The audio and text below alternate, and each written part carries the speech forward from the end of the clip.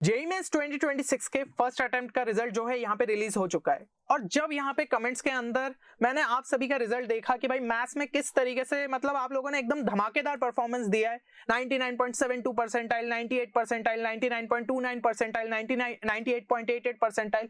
तो इस तरीके से जब मैं यहाँ पे स्कोर देख रहा हूँ तो बहुत ही ज्यादा खुशी हुई कि भाई चैनल का जो कंटेंट है वो आपके लिए हेल्पफुल साबित हुआ। और यहाँ पे मतलब मेरे लिए तो भाई स्क्रीन भी कम पड़ रही है कि इतने सारे मतलब कि जो है यहाँ पे कमेंट्स मुझे देखने को मिल गए और कुछ के हो सकता है मैं शायद यहाँ पे नहीं दिखा पाया, पर जिनके भी अच्छे परसेंटाइल है सभी को कॉन्ग्रेचुलेशंस। और इवन अगर आपके अच्छे परसेंटाइल नहीं भी आए हैं पर आपने अपनी तरफ से जो है बेस्ट अगर देने की कोशिश की है तो भी जो है बहुत ही बढ़िया। ठीक है, कम से कम आपने एफर्ट्स तो मारे, आखिरी तक हार तो नहीं मानी। यहाँ पे मैंने एक जो है पोस्ट भी डाली थी कि ये चेक करने के लिए किसके कितने परसेंटाइल बने, तो 56% जो कि मतलब एक्सपेक्टेड था कि भाई मेजॉरिटी स्टूडेंट्स के शायद जो है कम ही परसेंटाइल यहाँ पे बने हो, पर उसके अलावा भी जो है अगर एक अच्छे परसेंटेज के बढ़िया परसेंटाइल बने तो ये सब सक्सेस जो है आप डिजर्व करते थे क्योंकि आपने एफर्ट्स डाले। अब लेकिन जिनके यहाँ पे 93 परसेंटाइल से कम बने हैं उनके लिए मैं जो है सेकेंड अटेम्प्ट के लिए एक प्रॉपर जो है प्लान लेके आया हूं। यहाँ पे मैं बताना चाहूंगा गलत कहां पे आप चले गए और किस तरीके से इंप्रूव कर सकते हो। इवन यहाँ पे जिनके 93 97 के बीच, 97 99 के बीच, वो भी जो है 99 तक पुश मार सकते हैं। ठीक है ना, अभी हमारे पास सेकंड अटेम्प्ट बचा है तो प्रॉपर तरीके से अगर एफर्ट्स मारे तो ये चीज जो है अचीव की जा सकती है। सबसे पहले अगर हम जो है थोड़ा सा मार्क्स वर्सेस परसेंटाइल पे नजर डालें तो समझ में आएगा कि एक्चुअल में कितने क्वेश्चंस आप जो है यहाँ पे अटेम्प्ट कर सकते थे पेपर के अंदर। देखो मैंने यहाँ पे जो है 3 टाइप की शिफ्ट्स देखी। ठीक है, हमने जो है 3 कैटेगरी में उसको डिवाइड किया कि जो डिफिकल्ट शिफ्ट्स थी, मॉडरेट लेवल की शिफ्ट थी और जो इजी लेवल की शिफ्ट थी। इवन जो है इजी लेवल की शिफ्ट्स में आपके केवल 48 टू 50 मार्क्स पे जो है 99 परसेंटाइल बनते हुए देखने को मिल जाते हैं। ठीक है, जिनके भी आए हैं वो थोड़ा सा जो है एक बार डेटा को मैच करके देख लेना। मैंने कोशिश करा 2-3 नंबर यार इधर उधर हो सकता है, लेकिन एक एवरेज के हिसाब से जो है इतने मार्क्स के बीच में 99 परसेंटाइल बन जाते। और जिनका यहाँ पे थोड़ा डिफिकल्ट इसमें आया था उनके 36 से 38 के बीच में बन जाते और जिनका मॉडरेट आया था 43 से 44। तो क्या चीज हमें इससे समझ में आती है? हमें ये चीज समझ में आती है कि अगर कोई स्टूडेंट यहाँ पे 13 क्वेश्चन जो है सही अटेम्प्ट कर देता तो भाई उसके जो है 99 परसेंटाइल बन ही जाते, शिफ्ट भलाई कितनी भी जो है आपको इजी देखने को मिलती। तो 13 क्वेश्चन आउट ऑफ 25 क्वेश्चन कोई बहुत बड़ी बात नहीं थी। आपको हर शिफ्ट के अंदर इतने क्वेश्चन देखने को मिल ही रहे थे। ठीक है, तो यहाँ पे हमारे पास एक बहुत बड़ी अपॉर्चुनिटी है कि हम सेकेंड अटेम्प्ट में एक अच्छे परसेंटाइल निकाल सकते हैं। ठीक है, इस बार 13 क्वेश्चन हो सकता है ये अगले बार तक थोड़ा सा बढ़ जाए। जब हम इजी की बात करेंगे तो अप्रैल अटेम्प्ट में हो सकता है ये 64 तक भी पहुंच जाए। तो आपको कम से कम टारगेट ये लेते हुए चलना है 16 क्वेश्चंस आपको करेक्टली जो है यहाँ पे अटेम्प्ट करना है पेपर के अंदर, तब जाके आपके 99 परसेंटाइल बनेंगे। अगर मैं इजी शिफ्ट की बात करूं, फिर जैसे जैसे मॉडरेट और डिफिकल्ट पे जाएंगे तो आपका जो है कम स्कोर पे भी अच्छे परसेंटाइल बन सकते हैं। तो भाई टारगेट ये अपन को लेते हुए चलना है।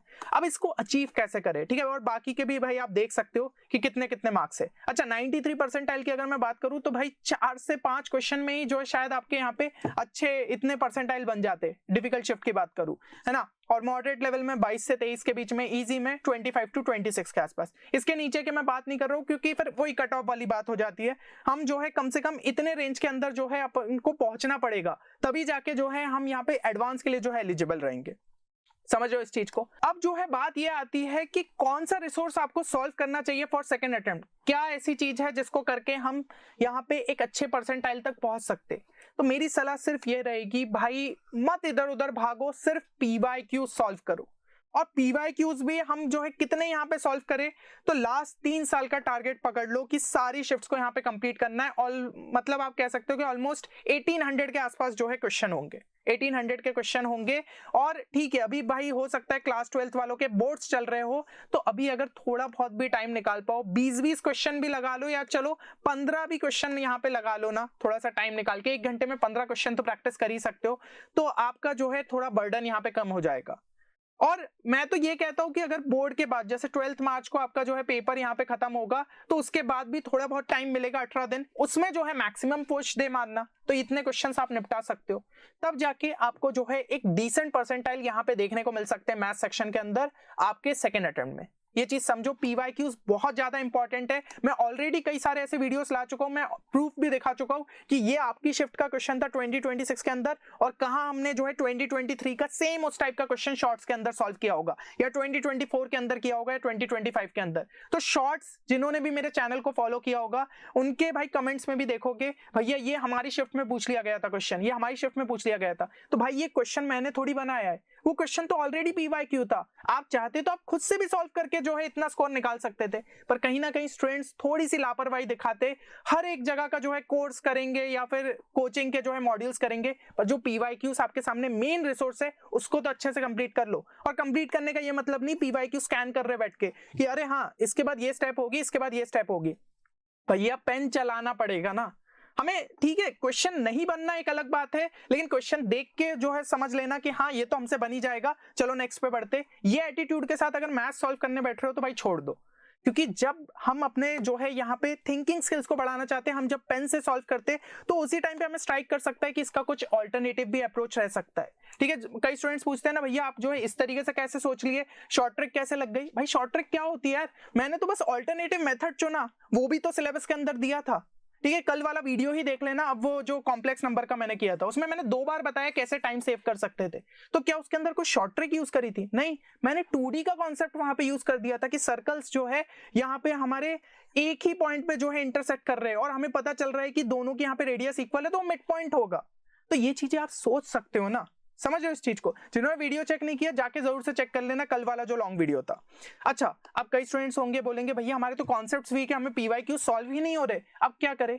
उसके लिए एक सीधा सा तरीका बताता हूँ, या तो अरिहंत की जो तुम्हारी बुक की सीरीज आती है ना उनको उठाओ, या फिर सिंगेज वाली सीरीज उठाओ। बहुत ज्यादा ऐसे सोचो मत कि कौन सी बेस्ट है क्या है, कोई भी उठा लो, ठीक है। मैं कह रहा हूँ कोई भी उठा लो, उसमें सबसे पहले जितने इंपॉर्टेंट फॉर्मूलेस कॉन्सेप्ट्स दिए एक बार फटाफट देखो, ठीक है। उसमें टाइम वेस्ट नहीं करना, अरे इसका क्या है कैसा है पूरा एकदम डिटेल में पढ़ रहे नहीं भाई। फॉर्मूला देखा, समझा कि इसके अंदर क्या क्या टर्म्स रहते, क्या उसके लिमिटेशन है, क्या स्पेशल केसेस है, बस उतना देखो।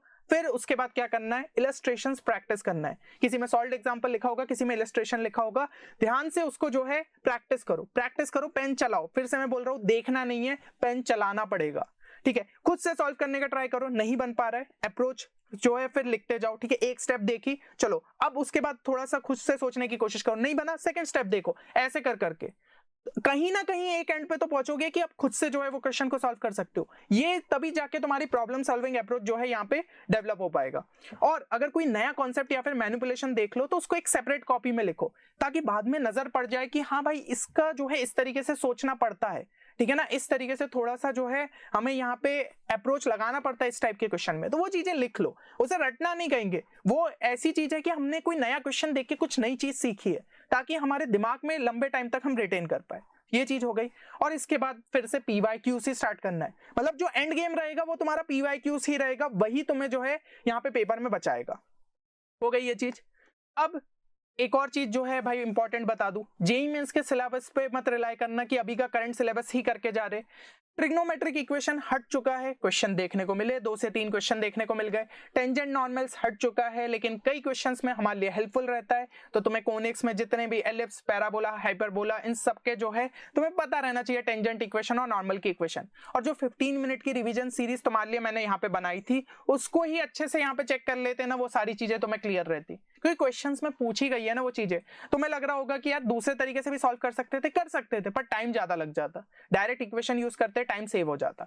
इसके अलावा एजीपी पूछ लिया गया, स्केलर ट्रिपल प्रोडक्ट, तो भाई ये सब चीजें एक बार देख लेना। जितने भी डिलीटेड टॉपिक्स है जरूर से जो है यहाँ पे चेक करके जाओ। एनटीए का भरोसा नहीं, फिर से अप्रैल अटेम्प्ट में पूछेगा ही पूछेगा, और तुम्हारा पता चला कि भाई सिलेबस डिलीटेड सिलेबस नहीं करके गए थे उस वजह से क्वेश्चन छूट रहा है, तो ये नहीं होना चाहिए। अच्छा, अब जिन भी स्टूडेंट्स के यहाँ पे एक अच्छे परसेंटाइल आए उनके लिए एक मैंने जो है स्पेशल चीज कर रहा हूँ, ठीक है। जिनके भी मतलब 95 परसेंटाइल के ऊपर बने मैथ सेक्शन के अंदर, तो उनके लिए एक स्पेशल फ्री बैच मैं यहाँ पे रख रहा हूँ, जिसमें हम टारगेट कर रहे हैं सेकंड अटेम्प्ट को, कि भाई जिनके 95, 96, 97 कैसे पुश करते हुए 99 तक पहुंचे, और जिनके यहाँ पे 99 के ही आसपास है तो भाई जेईई एडवांस को भी टारगेट करते हुए ये बैच यहाँ पे मैं रख रहा हूँ। और फ्री ऑफ कॉस्ट है, ठीक है, कोई भी कॉस्ट यहाँ पे मैं नहीं ले रहा हूँ। वीकली थोड़े से अपने लाइव सेशंस रहेंगे जिसमें कॉम्प्लेक्स प्रॉब्लम सॉल्विंग अपन देखेंगे। होंगे कि कैसे कॉम्प्लेक्स चीजों को अपन थोड़ा सा जो है इजीली यहाँ पे कर सकते हैं। एडवांस में रहते हैं ना बड़े बड़े क्वेश्चन, तो कैसे इंफॉर्मेशन को ब्रेक करके हम जो है आंसर तक यहाँ पे पहुंच सकते हैं, वो चीज अपन वहां पे डिस्कस करेंगे।